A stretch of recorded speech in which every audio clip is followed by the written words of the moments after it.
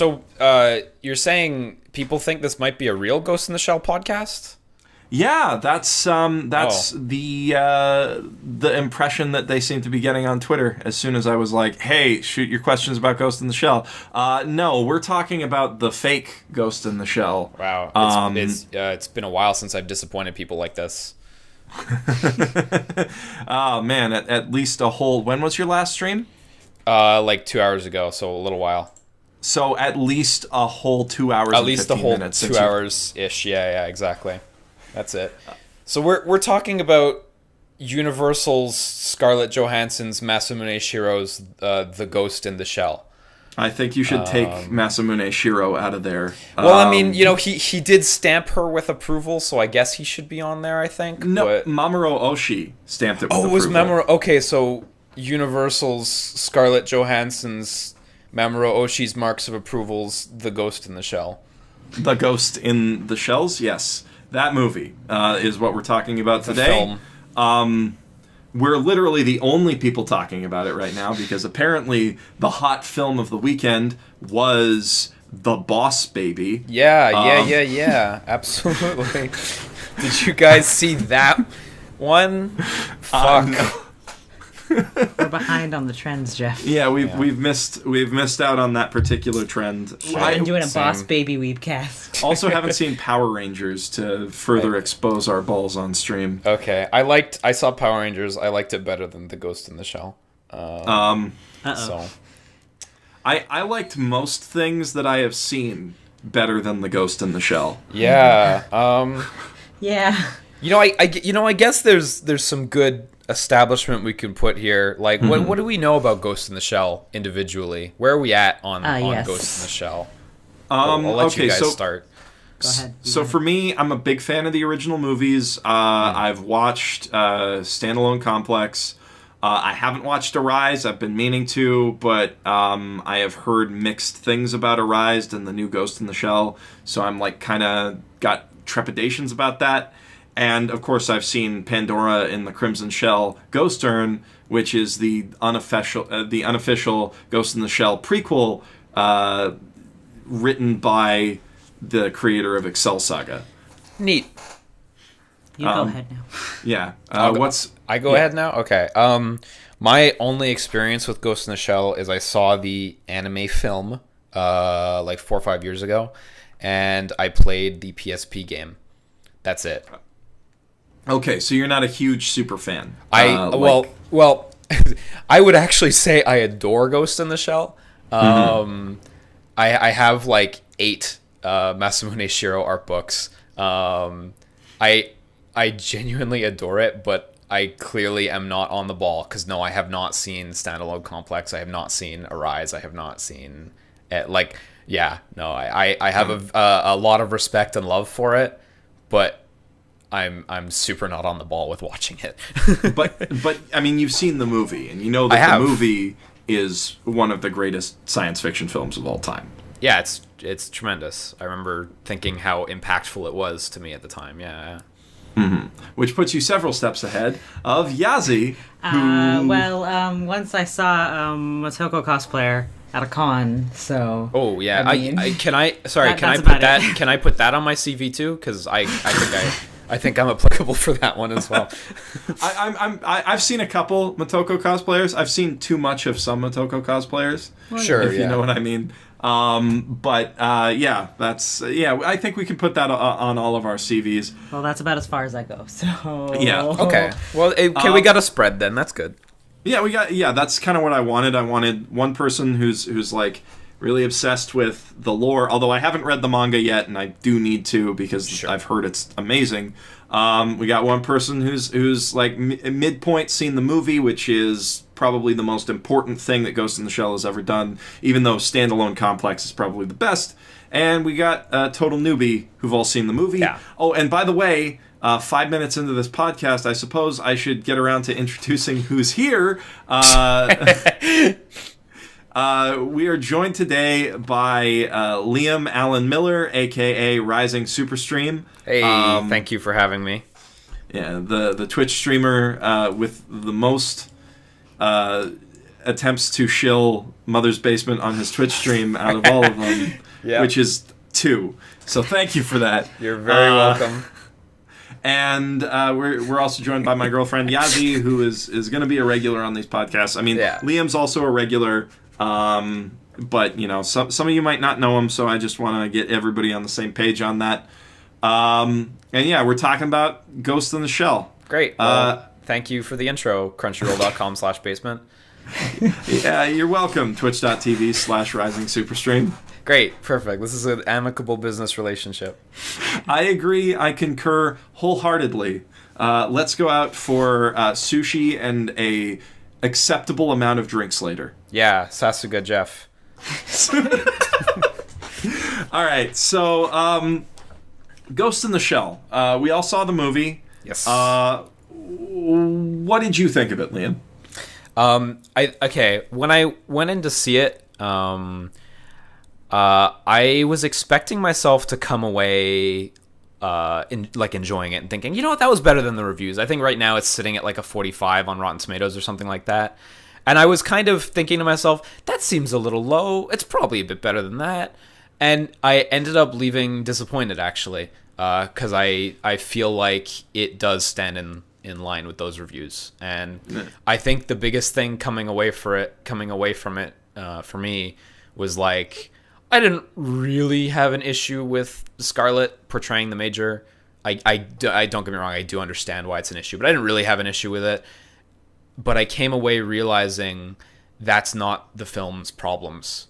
Like, the film is poorly written. Like, it's not a good adaptation. The film's poorly written. Even as a, like, looking at it from a not adaptation standpoint, and like if it were like its own movie and Ghost in the Shell never existed, it was still really bad.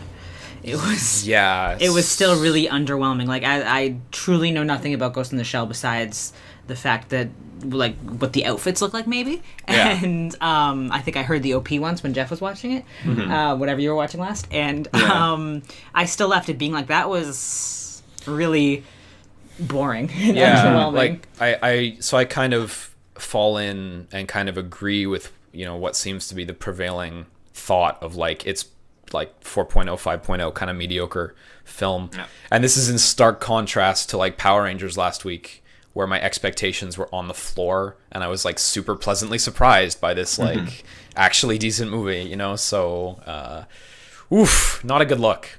Yeah.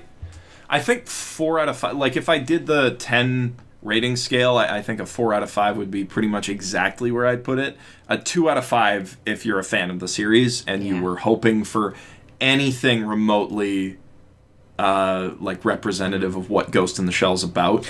Oh, did I just say 4 out of 5, by the way? I meant 4 or 5 on 10 is what I meant. Yeah. Okay. Sorry, 4 out of 10. That's what I meant too. 4 or 5. Yeah. Just to be clear, yeah. Okay. 4 or 5, yeah. I almost made myself seem like a tasteless idiot again. That was a really high score. What else is new? But yeah, no, it's like a 4 out of 10, 4 or a 5. I think when we came out of the theater, we said, like I said to Yazzie, I was like, maybe like a 6 if you're really, really like if you don't care at all. But the further I got away from having seen it, the more I was just like, I can't even remember what happened in the movie except for what they stole, like, verbatim from the original movie and just sucked all the meaning out of. That was kind of why I pushed to do the Weebcast tonight, because I knew I would forget if I waited more than 6 hours. And I want to ask, actually, because I have my nice Power Rangers scale to go next to it. How is it compared to Ordinal scale? I would actually say that Ordinal Scale is a marginally more competent movie. You know, I'm not even surprised, because, like, I'm sure that at least has a baseline 101 class knowledge of how pacing works. I will say Ghost in the Shell has more interesting, like, staging. I would say they're almost on par, actually, because Ghost in the Shell at least goes to interesting places. Whereas Ordinal Scale, if they're not playing a video game, they're invariably sitting in a cafe or someone's house. And I see. So they're like trading tea and talking. So they're kind of like trading blows a little bit. Okay. Yeah, exactly. Where one steps up, the other one's like They're I have a question. Yeah. Which one had better fight choreography? Ghost in the Shell. Really? Ghost in the Sword Art Online's fight choreography is I know, awful. but still. On the other hand, though, I think some of the Ghost in the Shell fights were fucking poor.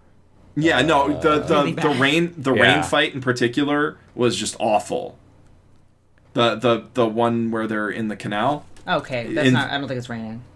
It's not raining. They're just in the water. The raincoat fight, the invisible, where Motoko's invisible. Yeah, where they only had to choreograph, like make the choreography fit with one person because the other person was invisible, and it still looked like shit. It still looks like a guy being yanked around by wires. Wow, that was my quote. My favorite fight was the one-sided fight scene where Aramaki like steps out of his car and shoots everyone.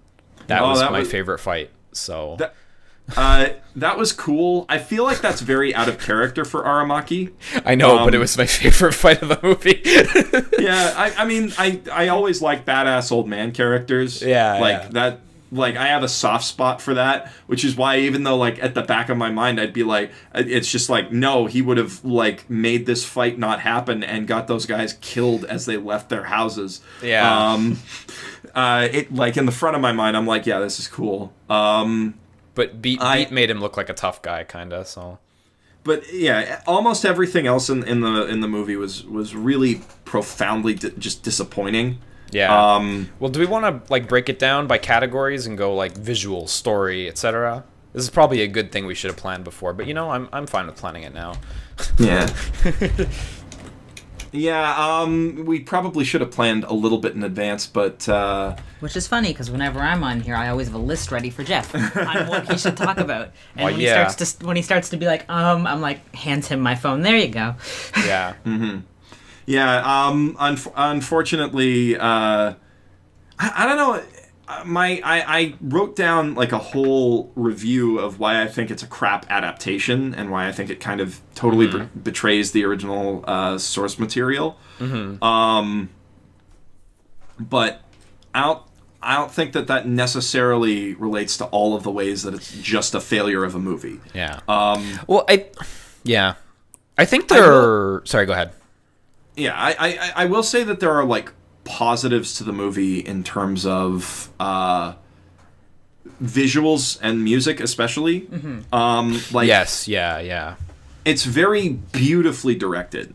I don't know if I'd say it's well directed because the script's not smart enough to support good direction. But it feels like you're always looking at something somewhat interesting. Yeah. Yeah. Like the cinematography is really, really good. And I would say that the sound design is also strong, and the score, while not nearly as good as the score of the original movie, which is so striking. It doesn't have what's her name, Origa, or am I completely confusing the musician? I don't think it's. Let me just. I don't know. Look it up. Balls exposed on stream again. Oh yeah, it is Origa. Yeah, exactly. Yeah. It's Yoko Kanno and Origa. That's it. Okay. Yeah, Yoko Kanno. It's hard to beat Yoko Kanno though. Well, she's composer. Like in her Lazarus pit until she appears again. Like that's her style. Anyway. Yeah, and she always knocks it out of the park. And this was just like. It was good Hollywood music. It was like solid Hollywood sci-fi music. Nothing to write home about, but it was like a minor positive, like it wasn't like abjectly poor or anything, It felt like it when it came to the making of a cyborg, because that was upsetting. That like any attempt to do the making of a cyborg without that iconic theme song just feels hollow. It's like a waste, yeah. Yeah. I mean, like, maybe they don't have the rights to use that track. Maybe they couldn't get her to sign off. Yeah, maybe. But, like well, they didn't, so it's okay. Yeah. Yeah, for all of the stuff that they copied from the film, like from the anime, they couldn't get that iconic music song. rights. Yeah, definitely. You know what's scary? What? This movie had a budget of $110 million. Yeah. Wow. I mean, And that's crazy when you put it next to like Jack and Jill, which had an $80 million budget. So I was looking up to compare it. And Jack and Jill is so much better. So much I was better. comparing it to we were talking about cinematography, which made me think of it. And I mean, okay, maybe bad comparison, but La La Land, which won Best Cinematography, had a $30 million budget. Yeah. Yeah. That was all like stage play, so I guess that kind of... True, but like to put that into perspective, a movie that was capable of winning Best Cinematography with $30 million, and this was $110 million, and the cinematography was a joke. Yeah, I mean... You know, yeah. I mean, I think the cinematography was fine. Like, it was passable. You know, like For $110 million? For 110, I mean... Well, I think most of it went into the effects, but yeah. True. And I think... Not the fight scenes, though. Yeah, I mean... Not as much as it should have, yeah. The effects, I feel, were kind of a little bit overblown. Like, I don't know that future Tokyo would have that many obnoxious holograms in its skyline all the time. And definitely, like, seeing the street level, like, it was quite beautiful, but it was, like, traffic collision waiting to happen, like, at all times. There was, like, fucking floating CG fish in the middle of the street. It's like, get that off the street! There's gonna be a mistake, and someone's gonna crash! And you know... Maybe everybody's got a Google smart car now. You know what? Yeah, you know what? Crash. Maybe everyone's... It's true. Maybe the only way to crash a car is to hack into someone and make them crash it. So, I don't know. You know, one thing that I thought was fine in the movie was I think all the actors did as good a job as they could have done with the script they were given. I don't know if it was just me, but I didn't... Like, nobody really jumped out to me as, like, pulling a bad performance or anything like that. Like, I kind of felt by the end of it, you know, everyone did a good job. You know, I think, like, Scarlett was fine with the shitty script she was given. I think Kuze was fine with the garbage shit he was given.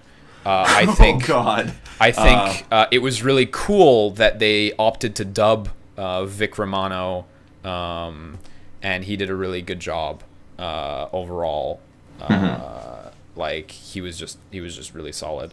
And then all the minor characters, they were fine. Like, Bato was good. Like, nobody really jumped out at me as bad as far as the acting went. Like, for me, it was like, I think the writing was what really let it down. And I'm sure we can get into that once we're beyond the positives. Yeah, I mean, I honestly thought that Scarlett Johansson gave a really, really strong performance. And Beat Takeshi, too, like, as Aramaki was pretty captivating when he got up from his desk. Yeah, it was not often. And like I said, it was really cool they subtitled him. Like, that was neat. He spoke Japanese the whole way through the movie, yeah. Yeah, and just people understood him because of the cyber implants. That is a cool thing. Although Togusa yes. Yeah. It's like a little I feel like they got his character really, really wrong. For starters, just because he's kind of like arrogant about the fact that he doesn't have any cybernetic implants. Yeah. Which even Togusa has a cyber brain, or like cybernetic brain implants. Yeah. In the universe, like everybody has those because they're so convenient. But B, just like he's not a dick about it. He's like, just personal choice, you know. And this Togusa's kind of like, I mean, it's only like one line, but he does seem to like hold a slight air of superiority, kind of. Yeah. Like he's very like he almost sounds prideful of the fact that he stayed human. Yeah. But I guess that's one of those things where like it's like, okay, it's an adaptation. There's slight deviances, and you know, I have no problem with slight deviations. That's fine, I guess. But yeah, sorry, go on. And like everybody in Section 9 gets one line. Everyone who's not Bato and the Major and Vic Romano, exactly. And I don't know, like I like you said, I think that the performances were strong. Like at worst they were fine, and Yeah. Kusanagi especially, I don't know if I should say Kusanagi or Mira Killian, because technically speaking, calling her Motoko Kusanagi is a spoiler. Yeah, okay, so yeah, full spoilers, go. We're okay, we just did it. Yeah. Yeah. So. Fair spoiler warning, it happened. Yeah, so I think that she actually did like a better job than almost any actress could do with that script. And that's why I'm really torn about the casting decision for her, because the whole script was designed to justify her being white. Yeah. So I guess, yeah, full spoiler territory immediately. That's kind of the twist. You can go ahead and explain that if you want. That's Yeah. So in the movie, it turns out that Major Mira Killian, who was a refugee to Tokyo, whose boat exploded and then she got put in a robot because reasons, it turns out that was a lie told to her by the evil corporation that made her. To kind of keep her in line, yeah. Because actually this movie is RoboCop. Holy shit, yeah. And more to the point, she's actually a Japanese teenage runaway who was picked up off the streets of the lawless zone, and just forcibly put into a robotic body for the sake of experimentation. Yeah, for the sake of creating a super soldier. And like 85 of her friends were also put into those robot bodies, including Kuze, who it turns out is her ex-boyfriend Hideo Kuze, because like Hollywood can't make people connected enough. Like the villain always has to be directly connected to the origin of the hero, no matter what. Yeah, and that really bothers me in like Amazing Spider-Man, for instance. How the lizard can't just be some random fucking guy who turned himself into a lizard. He's got to have this like deep connection to Richard Parker, who created the spider serum that turned Peter into Spider-Man, and then like everybody has to have like an origin related to the hero, instead of maybe just a couple different random things happened in this big crazy world where robots are everywhere. Yeah, like, you know, like maybe, just maybe, if something crazy happened to you, something crazy could happen to someone else. Whoa. But yeah, like, so the villain of this, who's still a hacker. So if you've seen the original movie, there's this mysterious hacker. I don't want to spoil the original movie in case you haven't seen it, because the original movie is actually worth seeing. But there's this mysterious hacker who is like doing stuff that was previously thought impossible, turning people into weapons to kill other people, and nobody knows what to do with it. And there's this whole mystery related to it. And I won't say what who the secret hacker is, but I can tell you that they are definitely not the only other full-body cyborg in the world, because why would being a full-body cyborg give you the ability to be a great hacker in the first place? Because you're human. I don't know. It's fucking stupid. It's really basically they took Hideo Kuze, who is the villain sort of the arc of like the second arc of Ghost in the Shell standalone complex. Yeah, they snatched his name. Yeah, and also Hideo Kuze in standalone complex does have a connection to the Major in the past. It's just that there's a whole bunch not quite the same. Yeah, there's a whole bunch to unpack about this. Them changing it so that she's the first full body cyborg, which I feel really undermines a lot of what makes the original movie so smart. I've got a video coming up talking about that in more detail. Yeah. And the Kuze thing definitely also like drips to me of like, you know what, it's an adaptation, so sure, change the character a bit. That's fine. It's the least of the movie's problems, that's for sure. Yeah, I feel like he ends up being like a really boring dog shit villain who has so no boring. purpose. Yeah, I had no I didn't feel anything when he eventually died in the film. Like, yeah, no, I was really like, well, there's that. Like, okay. I guess he's dead now. Mm-hmm. I thought he was the only thing I actually liked about him, and it wasn't even about him, but it's how they executed him, like how they made him happen. Was when she first talks to him, and he's kind of fucking up and repeating words a bunch, and it actually sounds really robotic and cool. Mm-hmm. I thought that was actually kind of good, and then they just that was neat. Forgot. Yeah, I just like halfway through that conversation, he stopped doing it. Yeah, I was like, oh, that's so cool. He keeps like stuttering and repeating, and it sounds computery. A villain being a broken speak and spell is pretty neat. I thought it was like, okay, that's a decent effect, makes him look kind of cooler, and then they just forgot. Like actually, halfway through the conversation, he was suddenly fine. Yeah, well, he recovered. He got better. Yeah, he was turned into a newt, but he got better. Yeah, he said that's exactly what I'm quoting. Yeah, yeah. I feel like I won't say there's a missed opportunity there, because the opportunity was actually respect the original source material and make a smart movie. Because like their solution to the whitewashing problem, I will admit that it's like the least offensive thing that they could have done is to make it something that the villain did to the hero. Mm-hmm. You know, like if you're concerned about that, that could be a commentary on like colonialism or the way that Hollywood sort of stole Motoko's racial identity. You know, that could be like a subversive thing, but the movie's not smart enough to do that, so it's just like an excuse for Scarlett Johansson to have a Japanese name and live in Japan. It's kind of stupid because they could have just stuck with the Mira Killian thing, and it would have been fine. It would have just been like, okay, she's just Major Mira, she's just an adapted version. But instead they like shoehorned, no, she's actually Motoko. Yeah, that's so cool. No, I would have rolled my eyes at Mira Killian for because it's a shit name. Same initials though. Yeah, and that's all that matters. I would have rolled my eyes, but at least they wouldn't have basically betrayed what the original movie's about.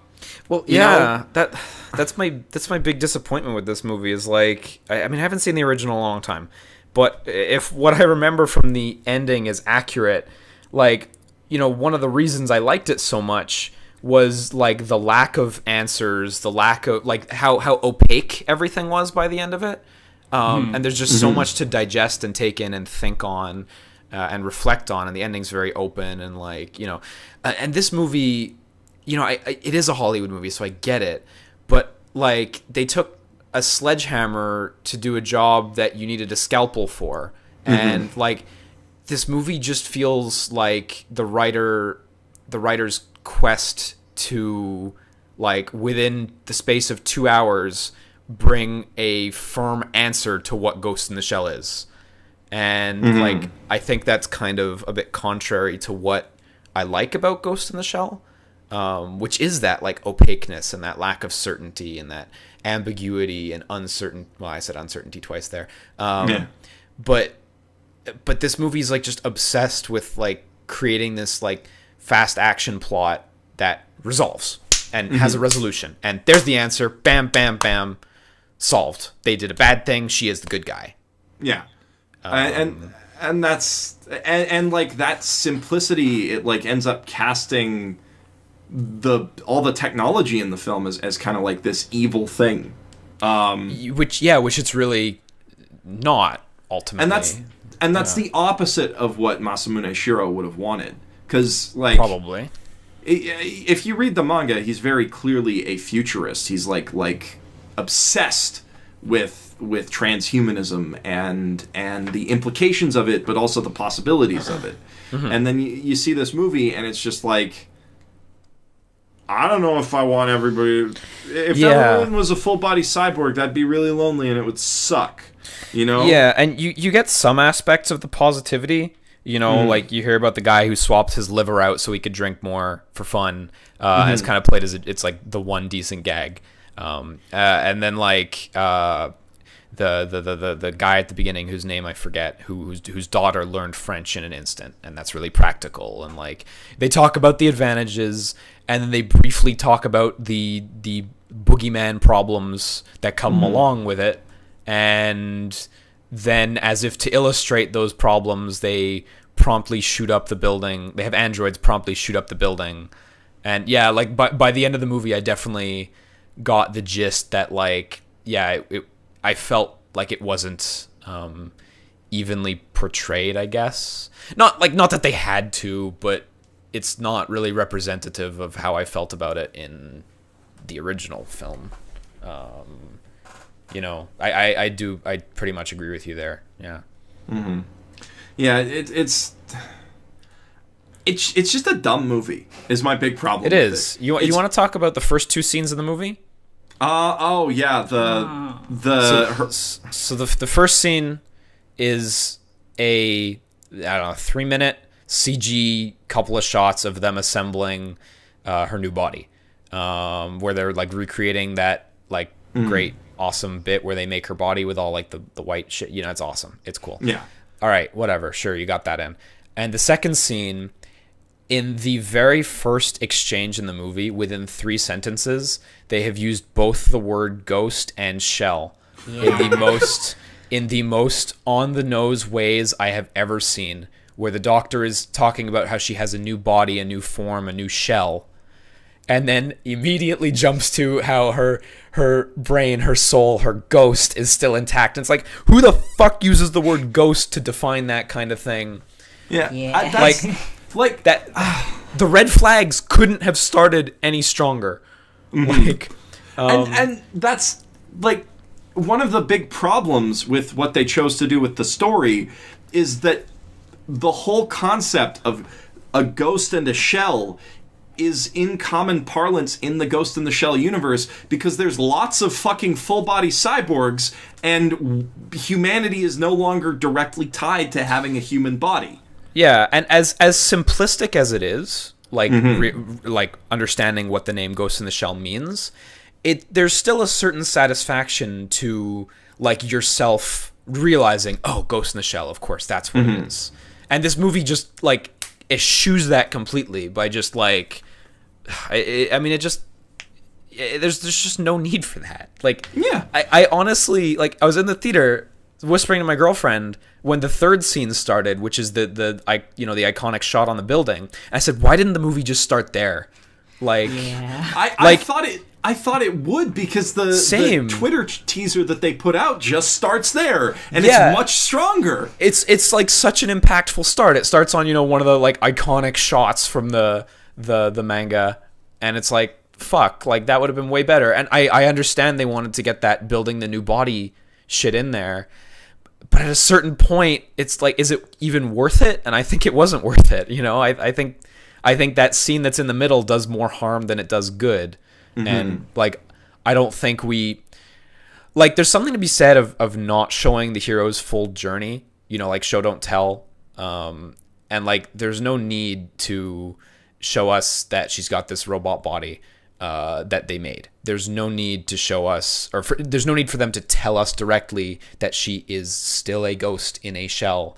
And then the Henka president says she's going to be a soldier, and then the doctor pleads saying, like, you can't do that, she's still a human. And it's like, fuck, I get it, we all get it, the child sitting in front of me in the theater gets it, like, stop. And like, you can just start in that scene, because at the child sitting in Boss Baby gets it at that point, right? Like, that's probably a smarter movie. And at the end of the first scene, just to finish the thought, or the first scene, I called it the first scene because I wish it was the first scene. At the end of the first fight scene, she ends up with a wound in her arm, and it's very clear by her body language that she like can't feel it. That she's like quite separate from her body still.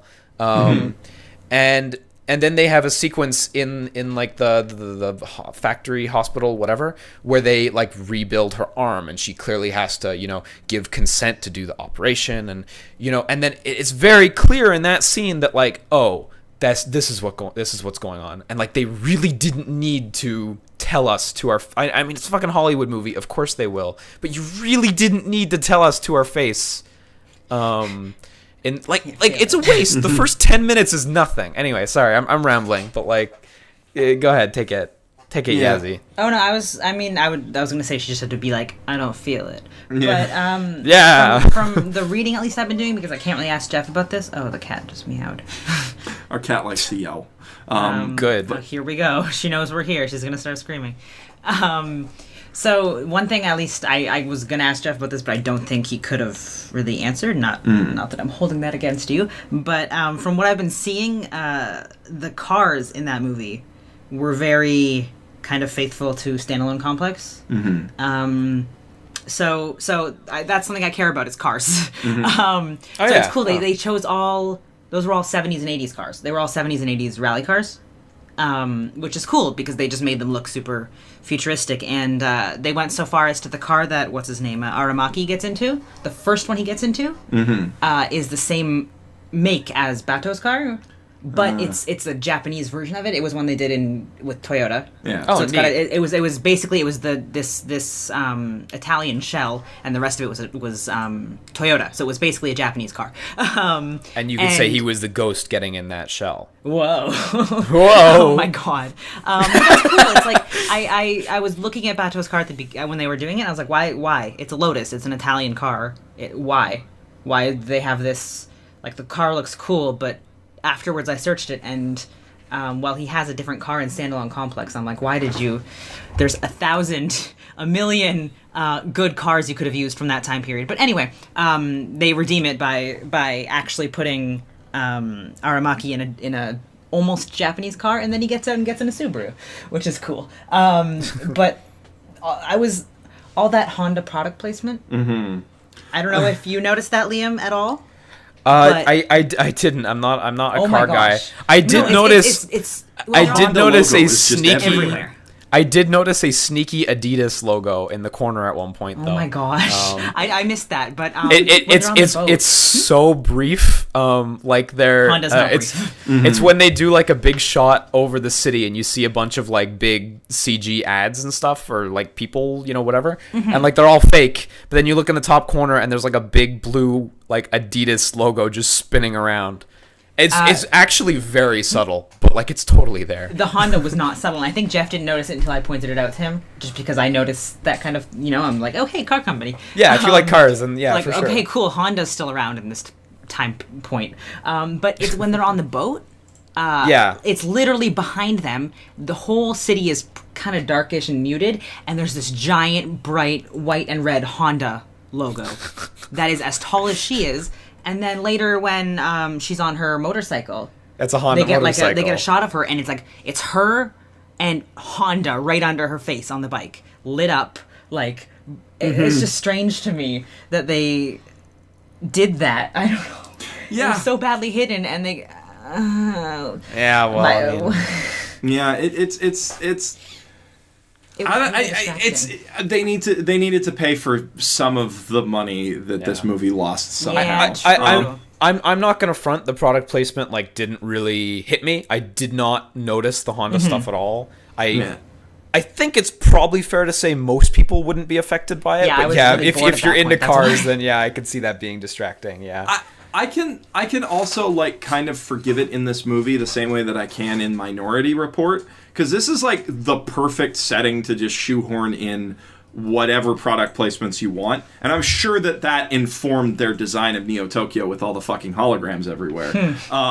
Then just nobody bought ads is the thing, except for Honda and Adidas. Nobody bought like the big ad space that they wanted to sell to people there. It's possible, yeah. And I don't know, like the design of Tokyo.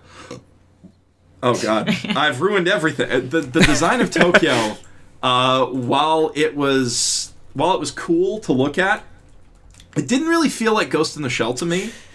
Ghost in the Shell is more like built up Hong Kong slums that are supposed to really, really emphasize that difference in income between the upper and lower classes. Like, I mean, it's basic cyberpunk stuff. But yeah, it's all grimy and dirty and grungy and in disrepair. Yeah, for sure, to display the dystopia. Yeah. I think if you strip all the fucking like CG glowy shit, like if you actually look at the buildings and stuff, which I was paying attention to because I love that imagery in Ghost in the Shell. I think a lot of the buildings and the actual like construction itself is actually very faithful. But I think I like the idea of the CG everywhere is kind of cool. I think it like really nailed it? No, not really. Do I think it looks like the source material? No. I think they just saw like the opening shot of Blade Runner and were like, let's fucking do that. Yeah. But they did get like there were a couple good slum shots before the iconic like fight in the water. And before the spider tank fight too. Excuse me, the what? The spider tank, because it's not the think tank, it's the spider tank. The fucking what? Ugh. The Michael Bay's Transformers The Last Night spider tank?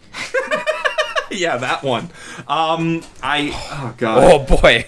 I want to get into that in like 1 sec. Yeah, no, that last scene has a whole bit of unpacking to go through for sure. So, but just the one thing that I want to say about Tokyo is the Tokyo in the movie is that while the architecture is faithful, I feel like the streets are too wide. Like Tokyo is sardine tin.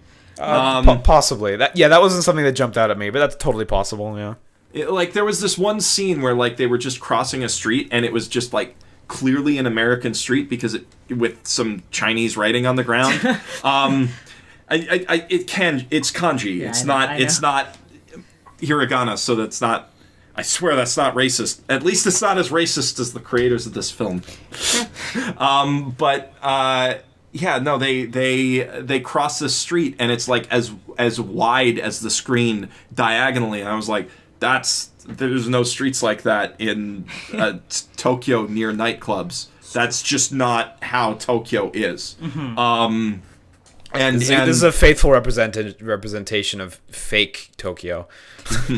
Yeah, I mean, and that's I don't think that's something that would bother. Like, it wouldn't bother somebody who hasn't been there. Like, even if you see Tokyo in anime, a lot of the time they make it look bigger than it is. But it's a tight city. I mean, you've been there, right, Liam? Yeah. I think some of the alleys like that they showed in the movie, I thought were like pretty darn faithful. Like the alleys, like with the dogs and stuff. Yeah, honestly, it didn't jump out at me during the film. Now that you mention it, it's like, yeah, they were a bit wide. I didn't think it was like a problem, but I could see how that could, like, if that's something that jumps out at you, then yeah, I could see that. And they could totally make that not bother me by just like doing a bunch of stuff at Shibuya Scramble and other places that are iconic, and then I'd be like, yeah, okay, this is Tokyo.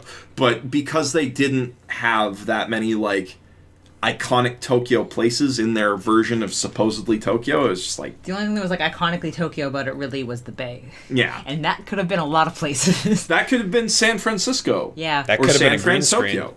Yeah, that could have been a blue screen. You're right. Yeah, blue screen. That's true. Gotham. Like, everybody has that. I don't know. That's the only part that I was like, oh hey, it's Tokyo Bay, I guess. Yeah. But, I really want to talk about the scene with her mom. And that whole thing. Yeah. You gotta intro that shit. Lead that up. How does she get there? Because it's fucking Garbo.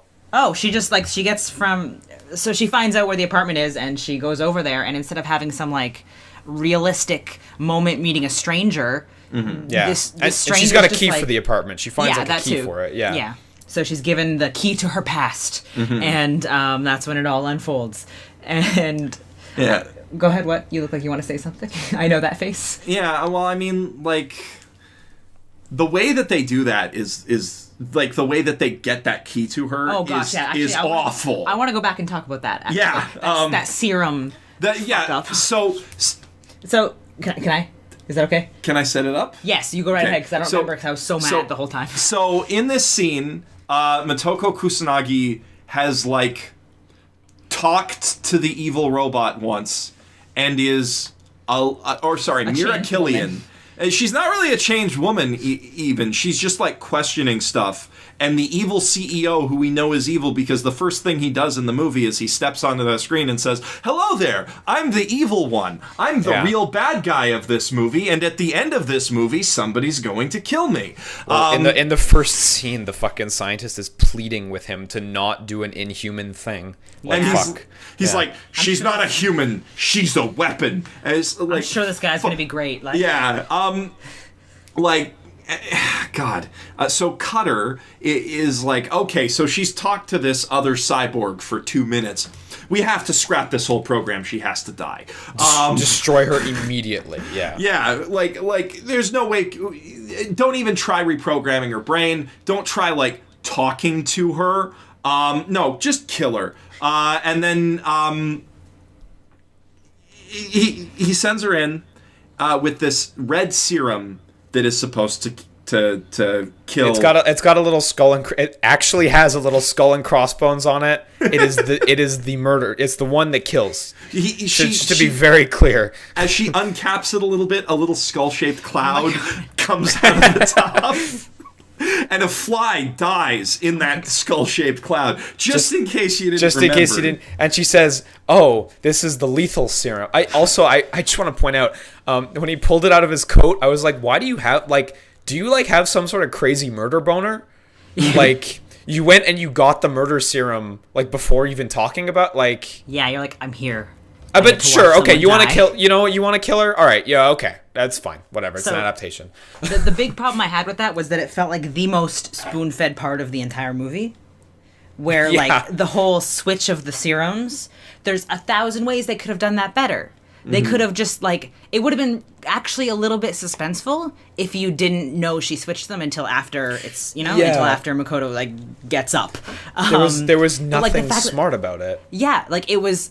I feel like if they just showed her injecting some serum, I would have been like, oh man, maybe she's actually gonna kill her. So for clarity, what they did do, by the way, because I guess we should explain it. It's okay. So for clarity, the doctor took the red serum, went into the other room behind a plate glass thing, and it went and pretended to inject Killian the red serum with the red serum. But since Cutter couldn't quite see, she swapped it for a orange yellow serum they show 4 times, just to be clear that you understand that she didn't use the red serum, and she keeps staring at the red serum on the table and the yellow serum is this magic serum that what does it do? It's called steroids. But I'm sorry, what did it do though? So I think that it's I think it pulled her out of sedation because they had her sedated. Yeah. Oh, so you know what? It did. You're right. It did jump her out of sedation. That's certainly true. Yeah. Yeah, I think it's supposed to be the medication, her brain medication, her regular brain medication, because that was yellow too. Yeah, it kind of was. But when she polluted the ocean with it. Mm-hmm. I don't know. But either way, I feel that scene could have been actually a decent scene if she just injected a red serum and then afterwards you saw another red one on the table and you were like, oh wait a second, which red serum went in? No, but Ghost in the Shell is a movie for idiots. Yeah, exactly. That's why they have to explain everything. They had a tiny chance to not treat you like a fucking idiot. Well, dude, just kidding. It's like the magician puts the ball under the 3 transparent cups, shuffles them around, and asks you which one it's on.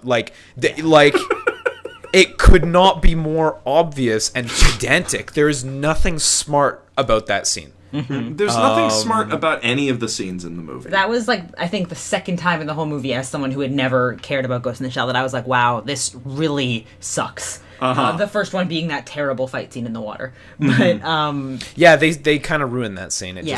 It's just not as good. That's also, it's fairly faithful visually, but it's just not a good fight scene. The shootout in the geisha bar is a good fight scene, I would say. The very first one. Mm-hmm.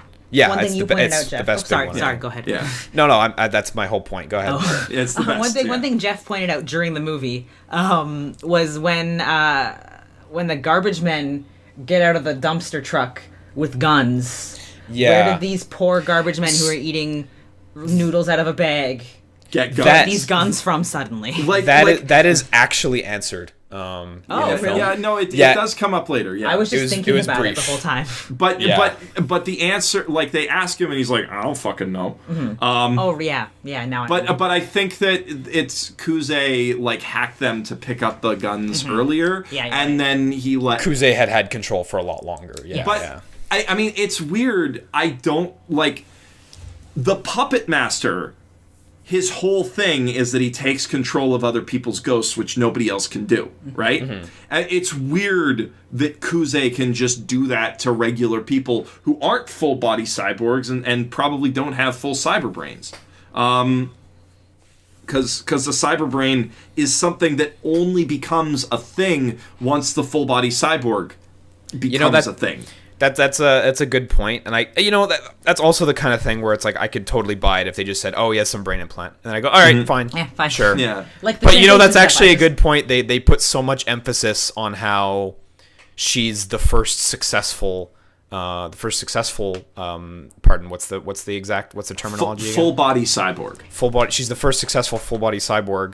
And then they kind of break that rule slightly there. That's certainly true. It's not a deal breaker, but that's certainly that's weird.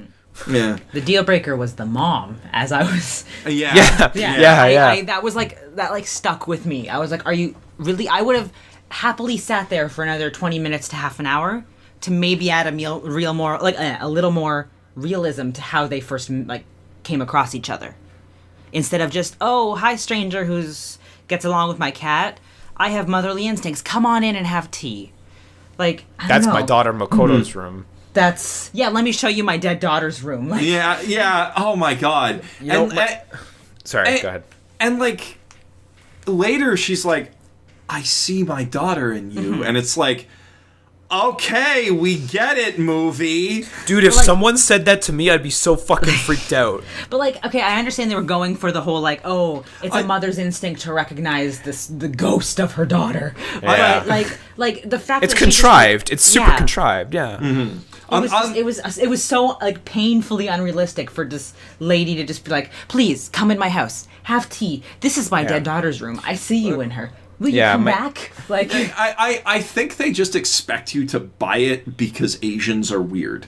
That's the tone of that scene is it's like you walk into this weird Asian apartment and it's like, oh yeah, we're gonna just be accepting of somebody coming up to my apartment door. And it seems like they were trying to be like, oh, well, it's a hospitable culture. Yeah, no one's gonna be the first thing they're gonna do is say, come in, because that's the polite, hospitable thing to do. But instead, firstly, have you been to Tokyo? But no, not at all. I've only experienced the opposite. I've only experienced extreme. No, that's what I'm saying. Have you been to Tokyo, screenwriters? Okay. I was gonna say I've only ever experienced extreme hospitality from strangers in Tokyo.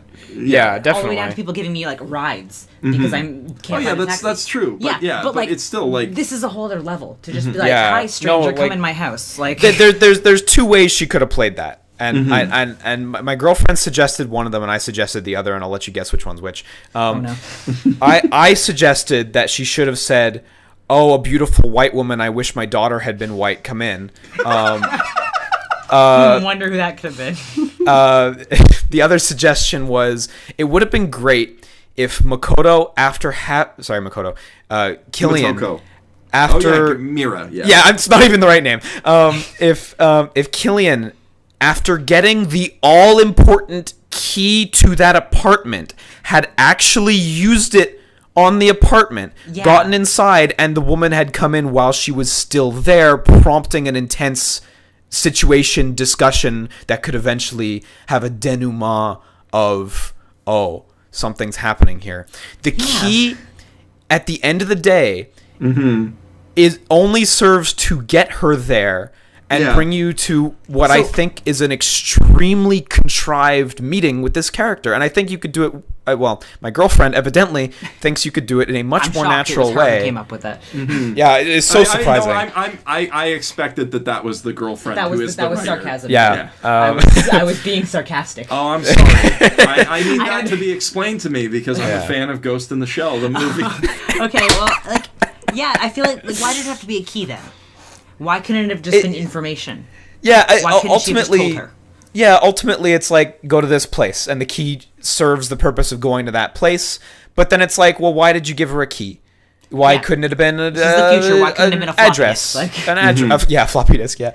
But like, and also like, it's even weirder because like, if you're giving her a key, and like now, I'll admit we are getting a little nitpicky, but like, if you're giving her a key, I expect you to at least use the key. If you give her like a note or data on the address, then I would expect her to have a different type of meeting, like say knocking on the door or running into her. But the fact that it's a key and they literally do nothing with the key is just stupid, and it's like super not utilitarian, and it's like, why even bother? Like what?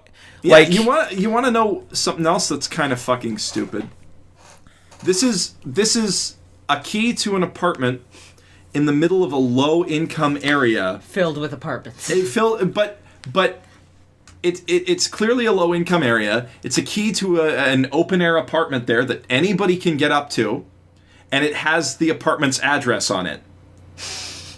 Yeah, there's a reason they don't do that in real life, and it's called nobody wants to get robbed.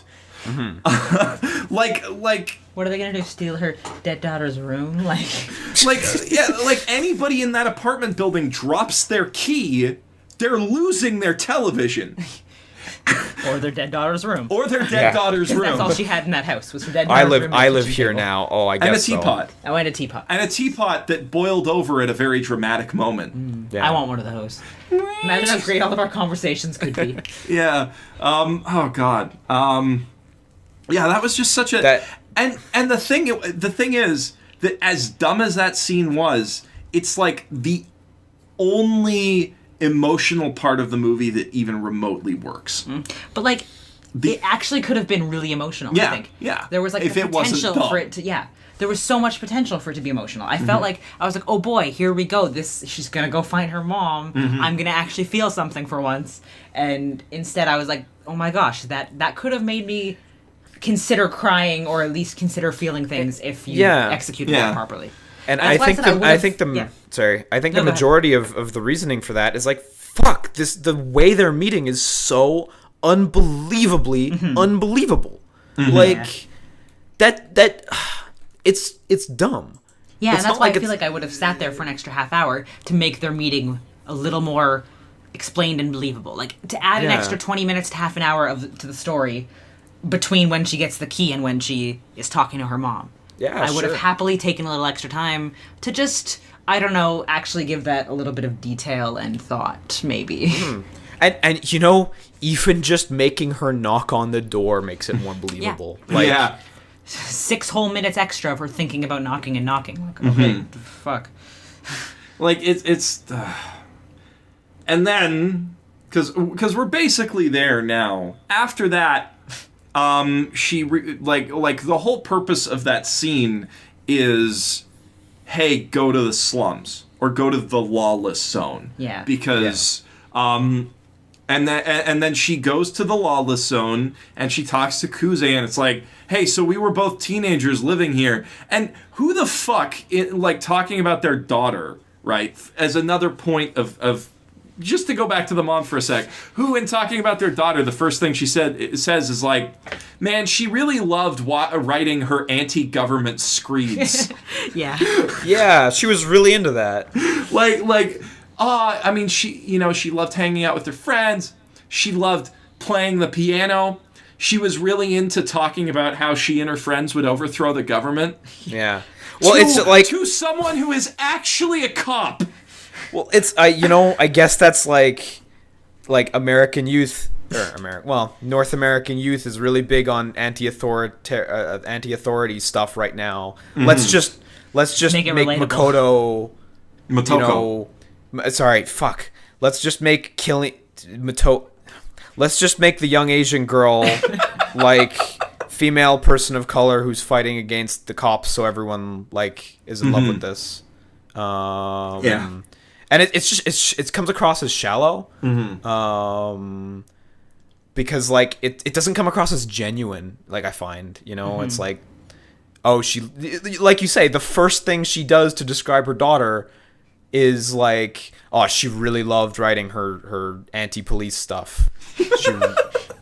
she was really into that scene, you know, like I halfway expected her to like show a mugshot photo or like a photo of her throwing tear gas back at the police or something like that. I mean, a smart thing for the movie would actually have been if the only picture she could find for that shrine, or the most recent picture she could find for that shrine, was a mugshot.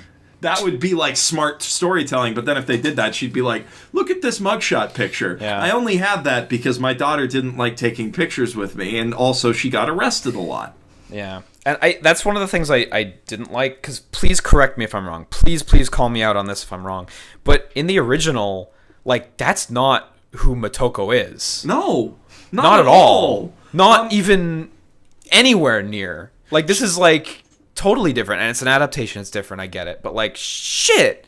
Yeah. Like, at least, like Motoko's character in the movie and the TV show is pragmatic and serious, and has a long history in government service, which is why she ends up in a police force. Like if you think about this movie backwards, knowing what the full twist is, like a guy who's a military contractor took a surly teenager, put her brain in a tank, and said, yeah, this should be the new cop. This should be the new most powerful cop in all of Japan's cop town. yeah, and they were all just picked arbitrarily because it's like, I guess they were just grabbing them off the street. Yeah, because they're protesting. disposable. And it's like at least RoboCop, he's a good police officer who they specifically select and fuck over because he's a good police officer. And also dead. Like, and also fucking dead. Like... Yeah. But, like... yeah, like, they don't just pick a random dead guy. Mm-hmm. Like... They pick a dead cop. Yeah. I also feel like her origins really undermine... and again, it's an adaptation that's different, but, like, really undermine, like, her struggle in the manga and the anime. Because, like, it's... like, because she's part of the authority... it's a much more nuanced issue. And when they make it, okay, you're a part of the authority, but actually you were tricked. You were actually super anti-authority, and they really like play to that that like anti-authority desire or fantasy or whatever. And it's just not. It's different because like being part of the authority makes it a nuanced issue. Being not part of the authority, tricked by the authority, just turns into another story of, oh, the big company's fucking us. Like it's just another one of those. Yeah, exactly. Actually, the government's behind her. She ends up getting backed by she the does government. it. Yeah. Like she ends up being with Section 9 because they're like the good guys, which is like in the original movie, the big plot around who the puppet master is experiments being run by Section 6, which is another sector of the government who's doing evil fucking bullshit. And like half of Ghost in the Shell's plots is someone else in the government is doing evil fucking bullshit. But also there are good people in the government who don't know that's going on or are trying to stop it, and it's nuanced, you know? Yeah. As opposed to like cops good, big corporations bad, rebellious teenagers good, and if only they could work together with the cops, they could be super cops. Yeah. Like, I mean, I know it must sound like I'm being like overly reductive with this movie, but it's that basic and dumb. Yeah, it really is. It's like, it's crazy pedantic. I like, that was the thing that disappointed me the most about it, was like, I kept waiting for something smart to happen. And I think it literally never came. Yeah. I think the smartest thing that ever happened was when Beat's character mentions in a line how he's government first, and he doesn't report to Henka, and that wasn't even a smart thing necessarily. It was just like, it was just a fact. You know, like, there was no twist. It was just like, oh, right, your allegiance is there. That was the smartest. That was probably the smartest thing in the movie, I think. I don't know. Yeah, I mean, maybe that's just me, but the movie seems to think that the smartest thing is, it is not our memories that define us. It's what we do, which they say like 50 fucking times, and which doesn't even reflect the themes of the movie that it is in. Yeah, which is also completely besides the fact of, well, you shouldn't have even said it in the first place, but because Motoko actually doesn't accomplish anything except for getting her friend killed. Let's see. Well, she takes care of Kuze, who was killing a bunch of Henka people who killed 80 teenagers. Yeah, who were of questionable, varied innocence. Probably not innocent for the most part. So she stopped that string of crimes, which on paper is police work. But she only did it in the end accidentally. She was gonna help him do more, or try to talk him down and get him to avoid punishment. She really didn't do much. She led the guy with the spider tank there, which, okay, let's talk about the spider tank. Yeah. Do we have to? At one point, yes. So at some point, the Cutter, the president of Bad Company Henka, he asks them to launch the spider tank, at which point anyone who's a Ghost in the Shell fan says, "The what?" And out comes a Tachikoma if it got the Batman Tumblr alterations. Well, actually, it's not a Tachikoma. It's a larger think tank, and that is almost faithful to how it looked in the movie. Is it? Am I crazy? Am I actually super mistaken on that? It is pretty close to how it the design in the original movie. Actually, you know what? I'm actually really happy to call myself out on that then. And actually, now that I've Googled think tank, you are 1,000,000% correct. I stand totally corrected. It is not a Tachikoma. You're super right. Yeah. So I take that back. The think tank is the big brother of the Tachikoma, which does less sitting around cutely philosophizing and just talking celebrating about stuff, and more killing things very efficiently. Thank you for that correction then, because that was a legitimate fuck up. Yeah. Okay. But the think tank probably shouldn't be controlled by a human with weird VR hologram controls sitting around a Zen Garden table that is apparently the secret evil office of Henka Robotics that controls their shit. It has its own AI that is smarter than a human pilot at killing people. He's controlling it with his little AR UI, and it's clearly super AI assisted because it's aiming super good and shit, and you couldn't do that with this fucking stupid VR or AR trackball he's got.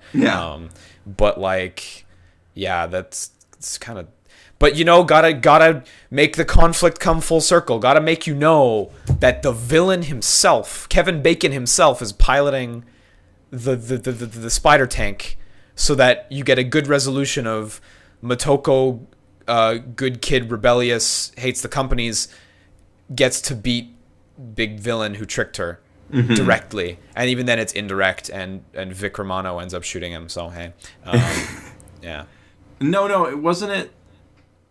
Wasn't it Araki? No, it was. Yeah, it was. Vic Romano, right. It was. Togusa. No, it's not Togusa. What's his fucking name? I always forget his goddamn name. His character name. Daisuke Aramaki. Yeah, that's his name. Wasn't that Big Takeshi? Yeah, Vic Romano, as portrayed in Most Extreme Elimination Challenge. Oh, okay. God, now I get it. Damn it. Right. So, okay, now I've been wondering who Vic Romano was. I was like, am I missing something? And I was like, oh, okay. That joke's for someone. That joke was a personal love letter to me, because I loved that show growing good, up. I'm glad. Because I was the only one who thought it was funny, and my parents were like, this is stupid, stop watching it. And I was it's so good. Funny. But yeah. But yeah, so she indirectly beats him. Not even. No, she just stops the tank. Yeah. She doesn't actually beat him because he would just take out another tank or keep going. He was about to send a drone to kill her, and then Aramaki steps in and shoots him in the face. And with the dumbest line ever, I am Motoko Kusanagi, and I give my permission for you to murder this guy. My consent, right. And I give my consent for this murder. Which she doesn't have to, like, that has no connection to any of the other times when she's like, I'm Motoko Kusanagi and I give my consent, which is dumb anyway. Well, I think now that you point that out, one of my favorite lines in the movie was when the nurse or the doctor goes to fake kill her with the red murder serum, and Major Scarlet says that she doesn't consent, and then the doctor drops the line, "We never needed your consent." Yeah. And I was like, oh, that's actually a good line, because it's like, oh wow, you have, like, that's good.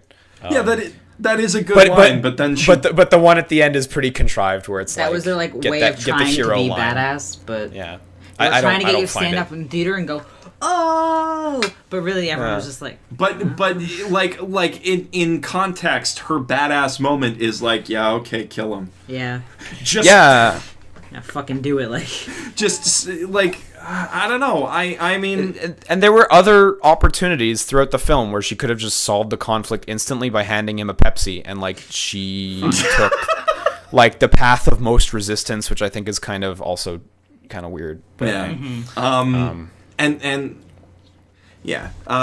sorry, the last fight scene. The last fight scene, I did think that like some of the bits that they stole directly from the anime were kind of cool, like her ripping her own arms off to get inside the think tank. That bit was portrayed really well, and the CG on her back as her body was, like, tearing itself apart was really good. Although CG Kusanagi had a weirdly flat ass. Yeah, that was one of the first, not the first, it was the last thing I pointed out because it's the end of the movie. I was really disappointed with that. Like, as she was walking away at the end, that, like, Scarlett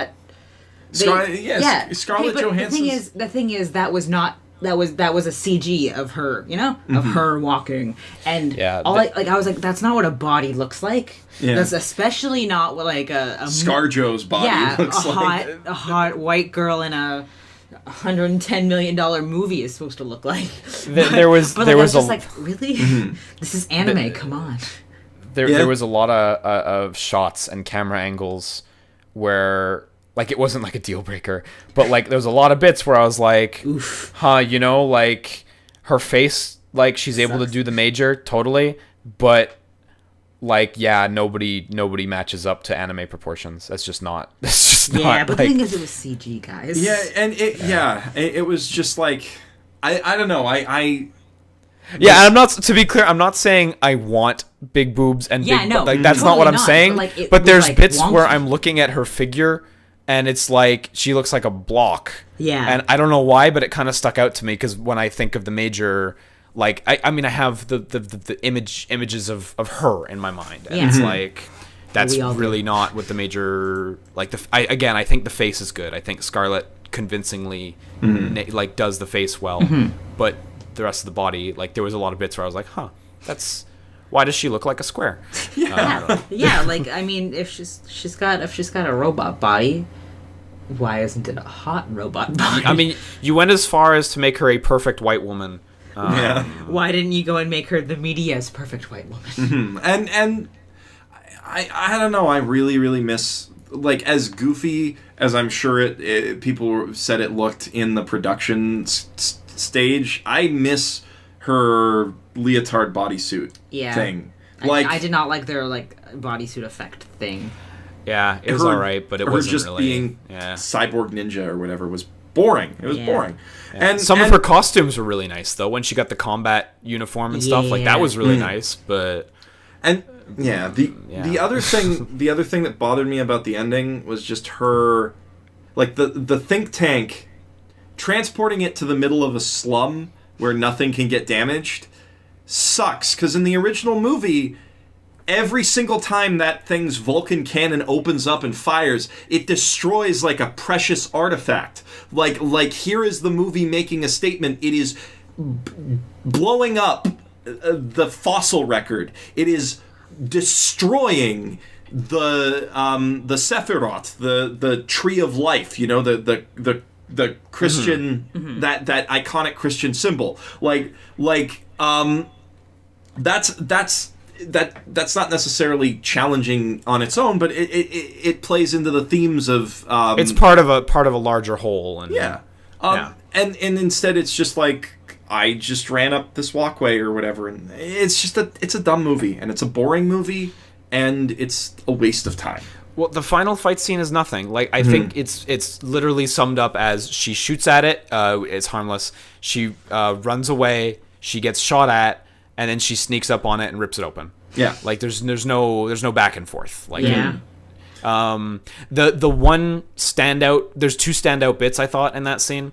One of which I thought was really badly executed on, and one of which was good. The first one was obviously when she tore the top part off, and and she ripped her own body apart, which is like, yeah, good. That imagery was good in the first place. This is an adaptation. No need to fuck with that. That's perfect. The other one was when the spider tank was facing down Kuze, and Kuze held up his fingers like a gun. Pointing at the think tank, and then he pulled the trigger, and I was so deeply disappointed that he wasn't instantly shot when the trigger was pulled. Yeah, because I thought that would actually be a really good like punctuation to end the story that is Kuze in that movie. And the fact that didn't happen, and like Scarlett Johansson immediately saved him, and then he had this like pedantic like crawl around on the floor. Oh, come with me into the network. Okay, well, I'm dead. And then he gets shot in the head anyway. Like, it was... I thought that would actually been really good if they would have, like, just killed him right there. After, like it's a genuinely cool shot when he does the handgun sign thing. I thought that was really cool. But they didn't... I don't feel like they executed on it well. And... So... Yeah, I think this is the last thing we're going to talk about before we go into the mailbag. But that last bit of him lying in the dirt, like, he does upload his brain to the network, which not being being a full body cyborg and having a normal human ghost means that his personality is going to be eradicated over the next little while, because that's how the network works in Ghost in the Shell. Like, very few people can dive into the net and survive that as their selves. But the fact that, like, they do that bit where the puppet master asks Kusanagi to merge, and they completely take away the stakes where she would have to, because obviously Aramaki is going to save her. Granted, she doesn't know that, but sure. Anyway, the viewer knows that. Yeah, and she throws up a huge middle finger to the entire thematic underpinning of Ghost in the Shell, where she's like, "Nah, I'd rather maintain my individuality. I'd rather die than lose my individuality. No thanks, I'm not uploading. I've got stuff to do here," which is a not so subtle way of saying, please, for the love of God, give us a sequel. Yeah. And instead of, like, making a statement, she she just is like, nah, I'm gonna be in another action movie if this one makes money. Yeah. So no thanks. I don't want to be in the network anymore. And it's disappointing and stupid. Yeah, it's like, yeah. And then it ends. Like, and then that's it. That's just like, they get up, Bato picks her up, and they walk away, and I'm pretty sure it just ends there, right? And it's like, there's no, like I talked about it briefly earlier, but like, there's no ambiguity, there's no questions, there's nothing. It's just like, underdog beat company man. Like, it's like it's boiled down to like the most pedantic thing. Yeah. And even then there's caveats where, like, she didn't really beat company man, like beat Takeshi beat company man, and like beat Takeshi's internal war with that guy was actually more interesting than her facade of a war against that guy. And like, I just feel like there's nothing there, you know. At least when I finished watching Power Rangers, I said, oh, man, I'm looking forward to a sequel.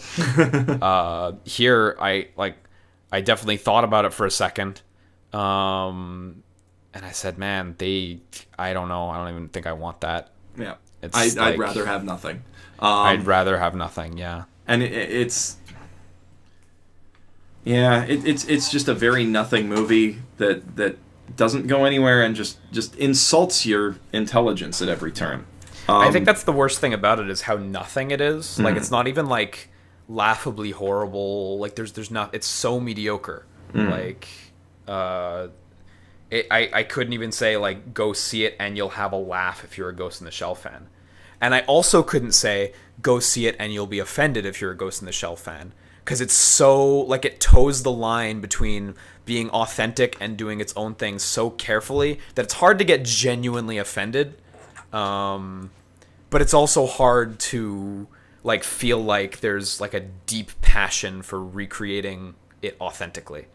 Yeah, I mean, I got pretty offended, or upset about everything that they did thematically and just how dumb it is, because Ghost in the Shell is so smart, and Ghost in the Shell posits a lot of things that are the opposite of what this movie is trying to push. But I think it's like close to a betrayal as an adaptation, and that's entirely because they try to play it safe. Now, is it as bad a movie as Dragon Ball Evolution? No, not even close. Yeah. Gosh, no. They're actually in different leagues, but I still don't recommend it. But I would rather watch Dragon Ball Evolution because that's entertaining. Yeah, I guess so. Yeah, I think I can understand what you mean. Like, Dragon Ball Evolution was at least, like, hilariously bad, versus this, which was just a letdown. Yeah. And on that note, I think we're gonna move on to the mailbag for the week.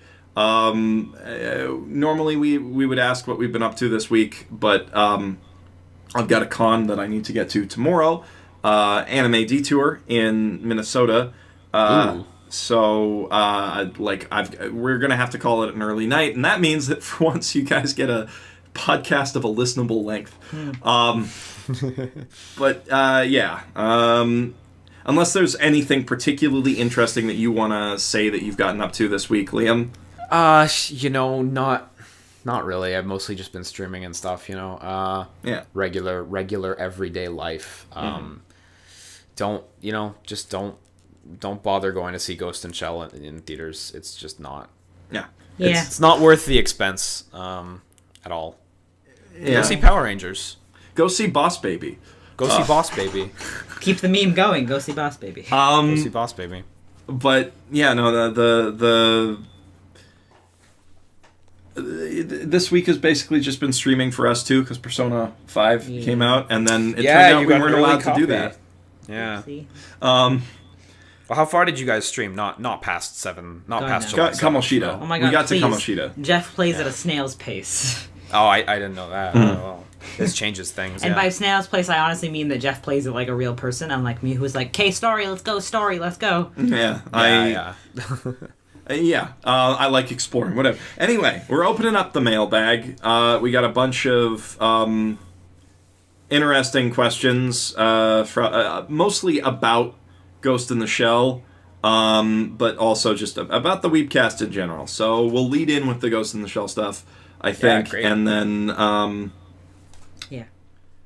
So first one, can I actually squeak one last sentence in there on Ghost in the Shell, because you just reminded me of something. Yes. And it is that the movie has no sense of pacing, and there's a lot of times between scenes where you're like, wait, shouldn't there have been? Or anyway, that's it. That's all. Sorry. Yeah. This podcast also has no sense of pacing, but it did not cost you $19.50 to see an IMAX 3D. So true. Anyway, go on, Jeff. Sorry. First question. I think that's hilarious. So first question, Jimmy Ellis asks, "Hey Jeff and the rest of the Weebcast, would you go full cyborg? I'm talking about nothing original in your body but your brain. Best Wunderkatze." I think he probably didn't want me to say his name is Jimmy Ellis, but whatever. Sorry, Jimmy Ellis. Hi, Jimmy Ellis. Oh my god. That's certainly it's certainly not the type of thing I'd want to do unless there was like really full and fairly certain security. And I mean, obviously, you know, as far as technology is concerned, it's almost never full and fully certain, you know. But like, it wouldn't be the kind of thing that I'd jump on day one if I had the money. Like, even if I had the money, I wouldn't go like, yeah, I gotta have that. It would. That said, I would not be opposed to like more minor augmentations. You know, like wrists, because I have constant wrist problems, and my wrists. I have chronic pain, and I would happily. I've thought about it. I would happily swap them out for like synthetic, like lower arms and stuff. Like that would be a pleasure. I would. Yeah, I would definitely go for augmentations. I mean, if you guys want, you can hear my wrists right now. No. That was. But I would also probably go for cyborg eyes, because my eyesight is awful. That is true. But as for the full body, actually, I think I might go for that too. You know, I'm an early adopter. I bought the Wii U at launch. I bought the Nintendo Switch at launch. I'd go for a full body cyborg. I mean, I would definitely wait until the kinks were worked out. Because you get a Generation 1 iPhone equivalent of the cyborg body. You're in for a bad time. Yeah. Like, it's got 4 gigs of memory. Like, what if you get a cyborg body that has Apple Maps instead of Google Maps? You're just dead. I mean, you try to order coffee and end up walking off the Brooklyn Bridge. That's how that story ends. Yeah, no, you're just dead. That's fucking it. Like, what about you, Yezi? Oh God, I don't know. I feel like you guys have said it all. Oh, sorry, God, my headphones. There's just so much risk associated. Fell out of my. Sorry, I was trying to get Yazzie to look at her cat, who had her like paws up on my armrest and was like looking up at me with her eyes.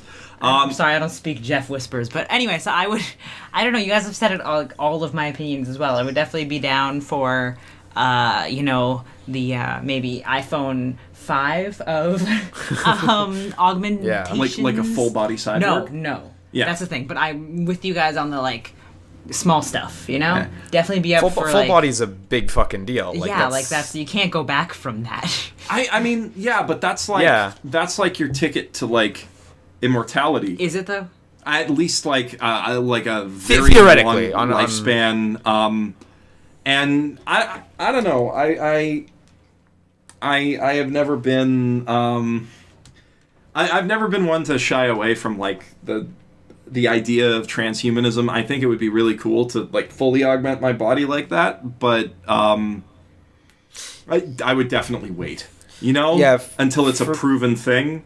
For me, it's not a fear of like transhumanism or anything like that, but like it's more a fear of like security. Like I tend to be kind of cautious on these kinds of things anyway, and like I just wouldn't be comfortable, because I'd be like, this might be like, there might be actual unsafeties to it. Mm-hmm. You know, unsafeties isn't even a word, but like I feel like by the time someone lived with it long enough to work out the kinks, you wouldn't even be eligible for it anymore. Yeah. I mean, yeah, that's the unfortunate reality of living just before the singularity. So, okay, yeah, I think we've answered that question. Psychome Anime asks, with the advanced technology in the GiTS franchise, do you think it would be theoretically possible to synthesize the McDonald's Szechuan dipping sauce? I'm asking important questions. Probably, right? Like, well, I think that question's answered. Moving on. I would hope so. Either probably or absolutely not. Like, it's one of the two, right? Like, yeah, I think that's beyond modern medicine. Because if if it were possible to use technology to synthesize that, Rick would have done it already. Well, also we would have it. Yeah, exactly. I tend to think it's only gone because it was a finite resource that humanity has finished consuming. Yeah, like gold. Like the rare kind of beetle that forms the crusty rib burger. Oh my God! Fuck, I forget the name of the rib witch. Yeah. Yeah. Myself now. Okay, so Aaron Beauchamp writes, I found myself thinking I understood that reference a lot while watching this film, namely the similarities to Oshii's work. Do you think that they were used as a crutch to show that it was still a GiTS property, or that it was mainly a live-action adaptation of the Oshii film? Okay, I 100% don't think it was a crutch. Because even if the film were good, those iconic shots would still be in the movie. Yeah. And so, like, whoever storyboarded those, whoever did those right, and like adapted, you know, the again the iconic shots and stuff from the Oshii movie, they were just doing their job good. And I don't feel like there was ever a point where they said, "Oh, the writing's going to be bad, so we should make sure to up the mimicry." Like that kind of planning just doesn't exist. That's not how things are planned out. Like everything's planned at the same time, and then they make the entire movie or game or what have you. So no, I 100% don't think crutch is the right way to put it.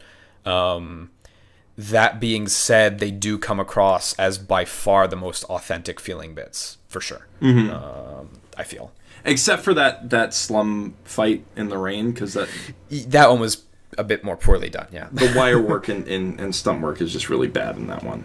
Yeah, some of the CG wasn't great during the fight scenes. There was like during the very first fight scene in the movie, there's that bit where she like jumps and kicks off another like an augmented hitman or something, and she kind of floats in the air like a bit Uncanny Valley, a bit CG wire stunt for a second, and you're like, that all right, well, it's over, so I guess that's fine, I guess. And then like during the scene in the water where she's eventually like got him on the ground and pound, and she's like punching him on the ground, and you're like, okay, Scarlett's punching him, okay, CG's punching him, CG's punching, oh, Scarlett's back, here we go, you know, like, but there's there's like 2 or 3 seconds in there where you're like, wait, where'd the character go? Oh wait, there she is.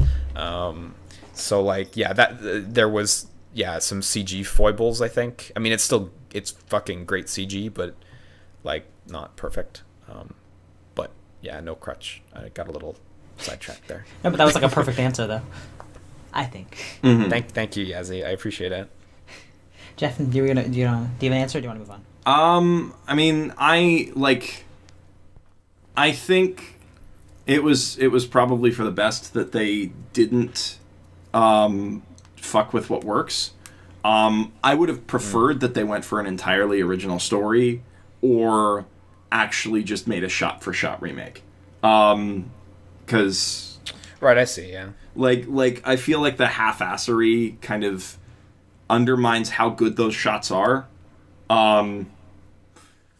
But I don't think that crutch is the right word. I think that they just, like, they legitimately couldn't think of anything better for those scenes, because how do you top the most influential cyberpunk film after Blade Runner? Yeah.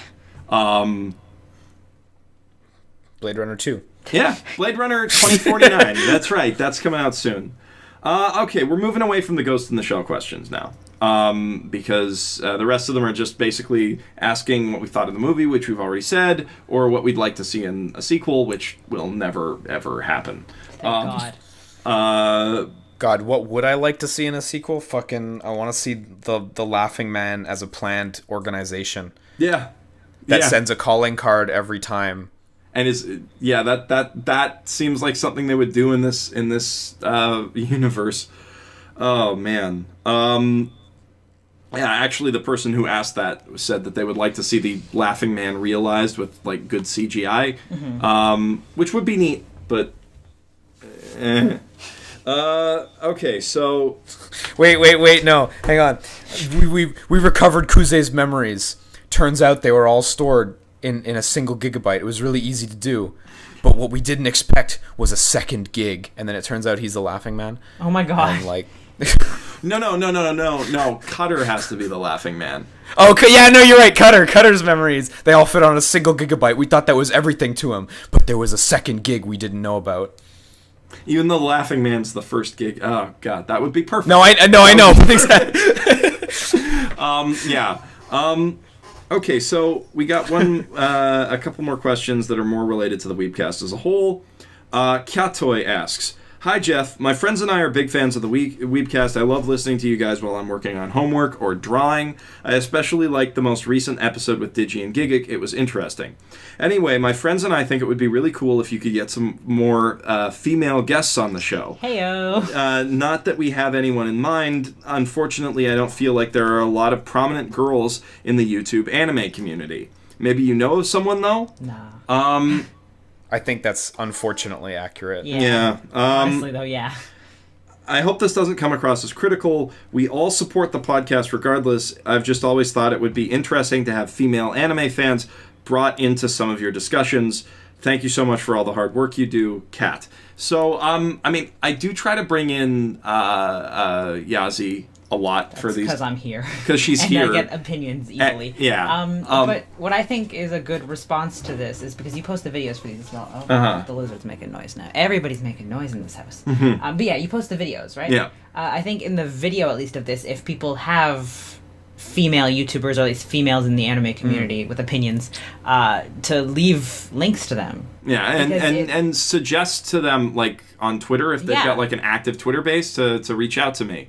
You know? Because you're just going off of your friends, basically. Yeah, I just go with people I know, mostly. Yeah. And I would, I would love to bring on... a wide variety of people, basically. like Aki Dearest and the Anime Man to talk sometime. They've got an interesting perspective on life in Japan. So it would be interesting to have them on from time to time. But, even then, I'm like Aki Dearest and the Anime Man because they kind of come as a package because they're dating and wow, that's not very nice. No, I'm not saying it. I'm not saying it that way. I'm saying like it would be weird to have one of them on and not the other. No, I only want you. Yeah, and like there really is not a lot in the way of really good female representation in the anime community on YouTube. I mean, there's the otaku chick. I'm a big fan of hers. That's sarcasm. That she likes to stalk our streams and say offensive shit on Twitter, even though apparently she's a teacher, which is going to get her real far. So anyway, I'm a big fan of hers. Yeah. So I don't know. Like, there's cosplayers out there who I might like to bring on. Like, Jessica Negri would be interesting to talk to. But dream big. Dream big, yeah. Yeah, you can't afford that, honestly. You have no idea. This is a girl who makes about $45K a month. Yeah, but I know I'm good friends with people who are good friends with her, so I can make it happen. It's no problem. Oh, that'd be cool. Well, now it's recorded, so yeah. Now I mean, dude, like it'll take like 4 seconds. No problem. People are gonna call you a liar if you don't. Good job, Jeff. You did it. Jeff didn't say anything yet. But like for real, you're always open to people. Yeah. Either people suggesting to people they're fans of to reach out to you, or people who have an audience who would like to be on the podcast. I don't think you'd ever say no to a more frequent podcast with more people. And I mean, I'm not saying people who have an audience because like I just want to promote the channel. Like, obviously there are people who have interesting things to say who aren't YouTubers or aren't big cosplayers or whatever. It's just people who have an audience because I need to know that you're like at a certain level of knowing how to podcast. Yeah. And that's but yeah, I would absolutely love to have more women on the podcast. Just a more wide variety of people in general. No offense, Liam. No, it's not. Well, I am a French Canadian. I'm sorry. I can speak French if asked. But that's pretty much all I can do. So dude, like I totally get it, and it sucks. Like nerd geek culture, if you will, is dominated by brown-haired white guys, and it's shitty. I remember talking with Wooly like a long while ago about how like he's probably one of the most famous black geek community guys. Yeah, dudes. Because like let's be real, like there aren't as many. I mean, it's shitty. There's like no diversity there. It's awful. Yes, so, I feel like someone actually commented on this recently, and I can't think of who, but I feel like I saw someone complaining about that. Yeah. About how it's, as you said, basically just brown-haired white guys. Not that there's, again, like, I don't know. You're dating a brown-haired white guy. That's kind of fuck. No, but it's an echo chamber. Yeah. Like that's Yeah. And I mean, like, it's at a point where somebody can actually brand a very successful channel as just the black nerd. That's true. Yeah. I mean, you already stand out. No, seriously, like that's just it sucks. That was, dude, when I went to do Rising Superstream branding. Initially, when I was gonna go to Star, I was like, man, I'm gonna get fucking drowned if I just go with white guy, brown hair. Yeah. So I was like, well, okay, let's just go with the shitty day one art school black and gray, and just go really hard on that. And I'm like, it's shitty, man. I mean, yeah. Look at these first world problems that I have. Only white people have these problems. No. This is why we have to dye our hair purple, Austin. Yeah, you had to say its name. That's my thing.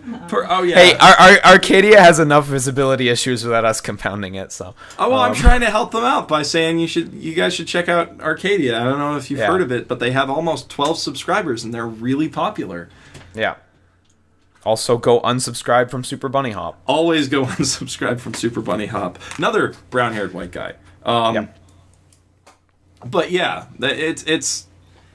I would absolutely love to just see more not even have it on the podcast, but just have more people out there lending their voice to the YouTube discussion of anime and video games and stuff like that. We do have one more question that's related to the last podcast, and will lead into a future podcast that we're going to be having. What's up? So Ben Holiday, which is spelt like holiday, not holiday. Not holiday. Yeah, you know. So Ben. Yeah, so Ben. Stop mocking people's names. I'm not mocking him. I'm just saying that it's like holiday, except holiday. Carry on. What's up, Shill Supreme and whoever else is there? I'm listening to the Digibro Drama Weebcast, and you mentioned that you disagree with Jim Sterling's review of Breath of the Wild. I have yet to play the game myself, however, I believe Jim's attitude in response to his criticisms are a huge dark mark on his relatively spotless resume. So if you wouldn't mind sharing, what are your thoughts on Jim Sterling's review of Breath of the Wild? For that matter, what do you and your guests think about Breath of the Wild? Love your videos and adore the Weebcast. Keep them coming as often as you can. So thank you for that, Ben. Off the bat. I guess we'll talk about Breath of the Wild for a bit. Yeah, that's fine. We're only at an hour and 45 minutes, and I mean, Jeff's podcasts are usually 4 hours long, so we got time. No, for sure. Well, yeah, I guess let's start with Jim's thing, because he gave it a 7 on 10, right? And if I remember. I don't remember 100%, but his primary complaints, he didn't like the weapon. He really didn't like the weapon durability. Yeah. And there was something else that was like a big one, wasn't there? He complained a lot about cutscenes that are skippable and didn't acknowledge that they're skippable. And he said that... Oh, right, okay. He said that the shrine dungeons break up the flow of the gameplay.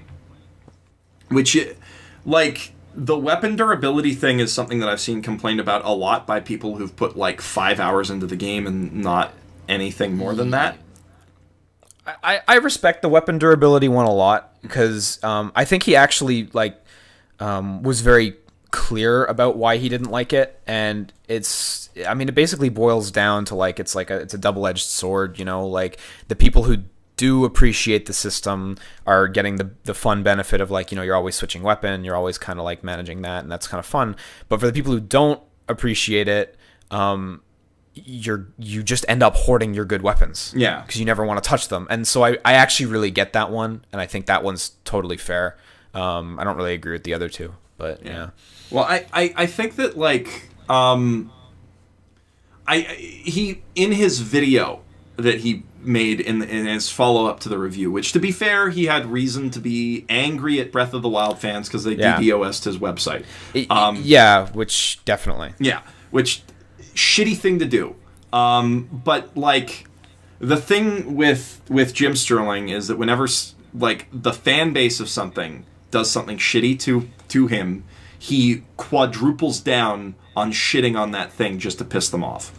And in that video, he's like, there's no, like, previous Zelda games had didn't have weapon durability and they worked fine, so Breath of the Wild would work fine without weapon durability. And, like, if you look at how the gameplay loop of that game is designed, it would be really fucking boring if you had It's not a very well thought out statement, that one. Yeah, it like you wouldn't be able to get interesting rewards in shrines aside from the orbs, which would make shrines more boring, like, because you're never getting, like, oh shoot, I got a flame blade, oh nice, I got, like, a great thunder blade, or I got a really good bow that shoots three arrows, you know? It would always be, I got an orb, that's it. Yeah. I got an orb.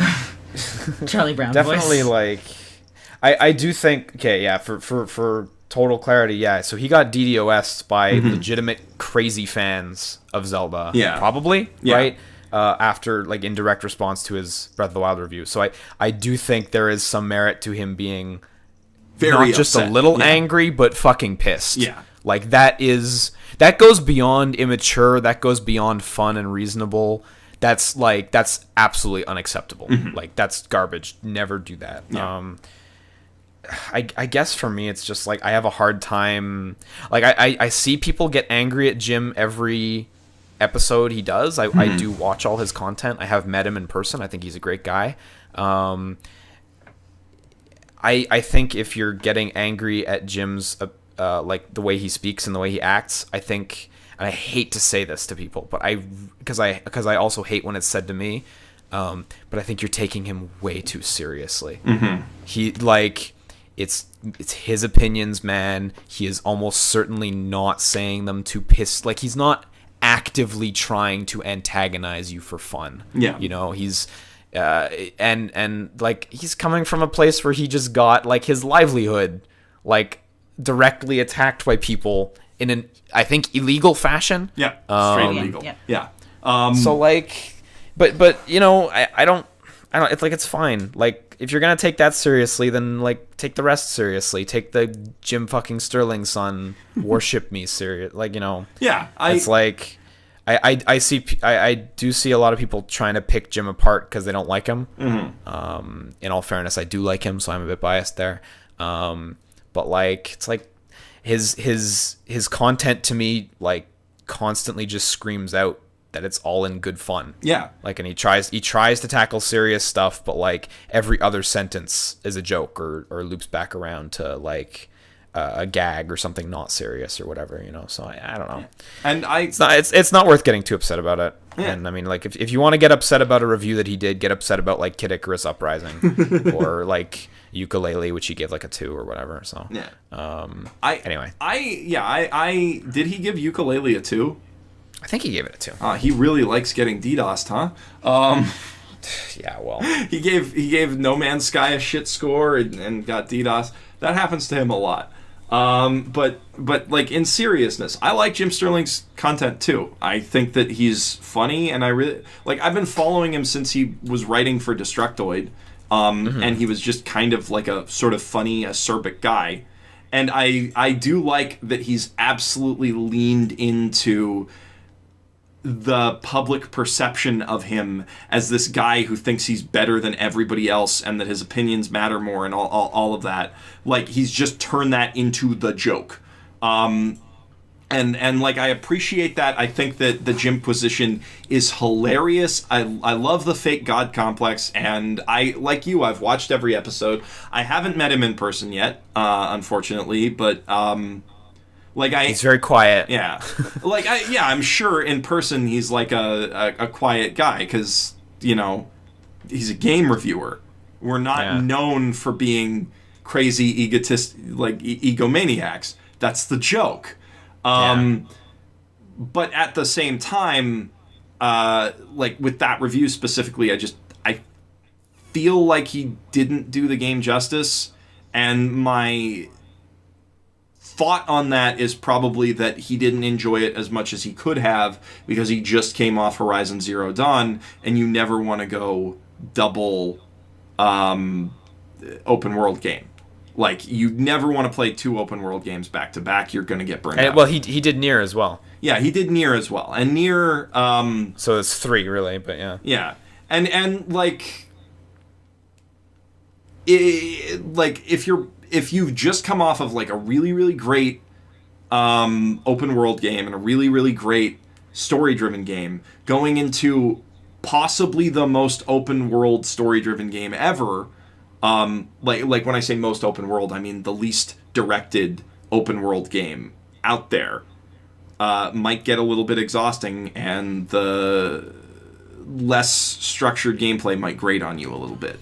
But honestly, like Austin didn't like the game at all. He didn't like Breath of the Wild, and it's like, all right, that's fine. Like I think I that's actually one thing I really, really despise about the gaming community. Is it's just everyone's constantly looking for the next thing to shit on or be unhappy about, be it a game, be it a publisher, be it a reviewer. And it's like, he didn't like the game, who cares? Yeah, I mean, like, no game is for everybody. Like, for me, it's my favorite video game of maybe all time. Like, it's up there in my top 5 for sure. And like, it makes me a little sad when I see, like, a friend or somebody I respect who's, like, not enjoying it the same way as I am, because I just, like... I either want people to get it, or I'm like, am I just imagining that this is so great, Like, that's... Like, yeah. I get the feeling of being unhappy that somebody doesn't like something that you love, or somebody likes something that you hate. But at the end of the day... everybody has their own opinions on things, right? And the only thing that bothered me about the way that Jim Sterling presented those opinions is that he's like, he's saying that a thing that is good game design, and I can point to all of the problems that it solves, is completely unnecessary to how the game works. And... his arguments are a bit flimsy. Yeah. I agree. But that's again just like the more my irritation as somebody who's done game design before and knows that a lot of game journalists just haven't. But I also feel like that's the kind of thing where it's just like, it also just loops back into like, well, someone's wrong in the internet. Doesn't matter. Yeah, that's fine. Yeah, it's fine. Politely tell him otherwise, and it's up to him to decide if he wants to, confront that or not. But he's not like hurting anyone. He's not being mean. He's not being mean. And if anyone's perceiving that as like an attack on them because they're a big Zelda fan who was upset with his review, like, I think you're perceiving it wrong. I don't think he intends that. You have a bit of a complex, I would say. If you think that... You can see people going nuts over reviews. Like, Zelda was like a fucking froth. Like, it's actually like pretty regularly happens with big Nintendo games where like there's like a pretty hard froth over reviews. And like with Nier Automata, like I was watching that very carefully because I had played the Japanese version before the English one came out. And like, yeah, there were people like being really shitty to some reviewers who weren't giving it good reviews. And there was even one reviewer where it was very clear he had thought he had finished the whole game, but he had not finished the whole game. He only did Route A. And like people like attacked him for like making the Metascore drop. And it's like I don't know, just like don't. What's the point of taking it this seriously? Like, it's not. Do you love it more because you take it more seriously? Do you find validation in the thought that you take it more seriously than a certain percentage of other people who you define as so-called gamers with air quotes? Like, come on, like, get over yourself, Yeah, you're not. Your bonus isn't affected by this Metascore. Don't like.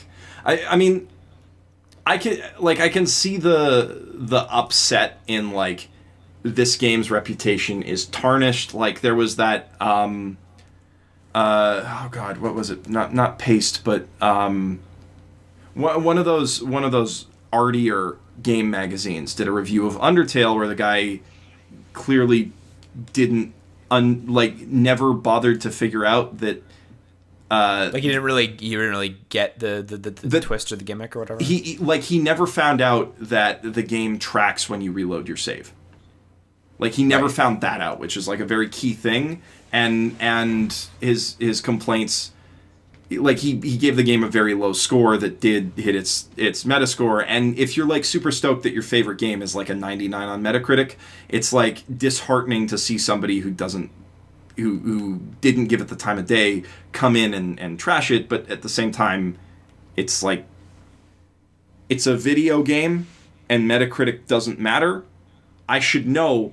I have reviews on Metacritic. Metacritic doesn't matter. Yeah. So, yeah, it's just people be crazy. Breath of the Wild, I think, is a good game, and we will be talking about it on a future Weebcast. And I think that's where we're going to end the mailbag today. If you've got more questions, shoot them to weeklyweebcast@gmail.com. That is weeklyweebcast@gmail.com, even though the show is almost never weekly. It's going to be weekly now. It's going to be weekly now, and you've committed. Yeah, and shorter like this one. We're going to try to keep it under 2 And Jessica hours from Negri now. will be on next week, confirmed. Bring her on for the season recap. You said it yourself, man. Yeah. I appreciate you putting that hustle in, Liam. Okay, but for real, we had a now. whole series idea for the Weebcast. Yeah. That I want Star to be a part of, and about making money off of liking anime. Yeah, of being a nerd, like being an anime nerd, making a living off of being an anime nerd, or a nerd in general. We can bring in, but that opens up way too many avenues. I feel like anime nerd is like okay, you know. And then if people want more, we can bring in Super Bunny Hop to tell us how to be a successful sock salesman. Yeah. But that's things that we'll cover in the future. And as far as Ghost in the Shell goes, don't see it. It's not worth your time. Yeah. Wait till it's on Netflix or equivalent service. It's seriously not worth actively paying for it. Mm-hmm. Now, thank you for coming on, Liam. I will see. Super my pleasure, dude. I will see you in the next couple weeks, whenever all of the shows have aired and we do the big Nightmare podcast. Yes. And thank you to everybody who's tuned in to listen. I'll see you guys whenever the next one goes up. Just so you all know, Jeff just waved. I just waved to the microphone. I'm also waving right now. Actively, at this very moment, you are still holding a wave. I'm really proud of you. Yeah. Just going back I'm and waving forth right with now. your wave. All right. This is Yazzie Alnawizer. Say your name. Please, no. Okay, so I'm Yazzie because my last name is complicated. Professional best girl. Liam, professional. Well, you know. Professional mother's basement salesman. Thank you. And Jeff Thu, professional shitbag, signing out from a bunch of different places on the internet.